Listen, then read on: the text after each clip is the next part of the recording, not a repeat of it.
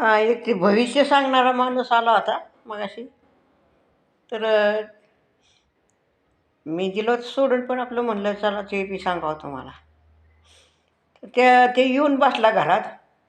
मी सांगते त्याला, कोण नाही बाबा, मी ते एकटीच आहे, कोण नाही घरात, नको येऊ. हे आला आणि बसला पटकन खाली. म्हणला ते सगळं लागला बडबड. आता भविष्यवाले तर तुम्हाला माहीतच असेल कसं कसं असतं ते. मग ते सगळं लागला बडबड करायला. तुझं असं आहे, तुझं तसं आहे ना, ते न काय काय.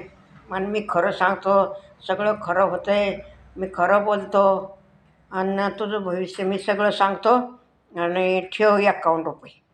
म्हणलं माझं एक पैसा नाही. मग ₹51 नाही तर ₹11 तरी ठेव.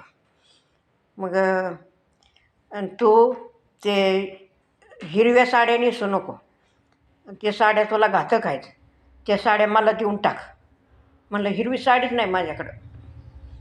नाही नाही, ते असले तर मला देऊन टाकते साड्या, आणि तुझ्या पोरांचे कपडे दे मला. म्हणलं मला पोरच नाहीत.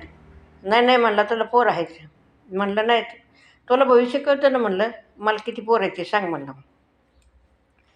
म्हणला तुला आहे ते 4 पोरं आहेत, तुला काय भविष्य कळतं आहे.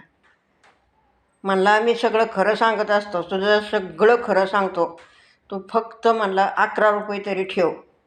म्हणलं एक पैसा नाही माझं. जर तसं फुकट सांगायचं असलं तर सांग, नाही तर जा म्हणलं. मग मला चहा दे. म्हणलं दूध नाही माझ्याकडे चहाला, बिनदुधाचा दे. 1 कप चहा उकळला आणि त्याला दिला. चहा प्याला. म्हणला अगं ₹5 तरी ठेव, मी तुझं सगळं भविष्य सांगतो. म्हणलं तुला सगळं कळतं ना भविष्य, सगळं कळतं भविष्य. समोर ते पाठ होता, ते हातात घेतला पाठ, आणि तिथे हे वर केला, असा वर हात केला ते पाठ घेऊन, ते जाड पिढायचे त्या हातात घेतलं, आणि त्याला म्हणलं सांग हे कुठं लागन. लगेच उठला. म्हणला नाही नाही नाही नाही, हे नाही हे नाही हे नाही. म्हणलं तिला लागाय. म्हणला मी सांगायचं टकोऱ्यातून तू हाणायची पाठीत. म्हणला ती कसे पैसे काढायचे असतील ते त्यांनाच कळतं. तर तुमचा किती विश्वास आहे भविष्यावर ते मला कमेंट करून सांगा.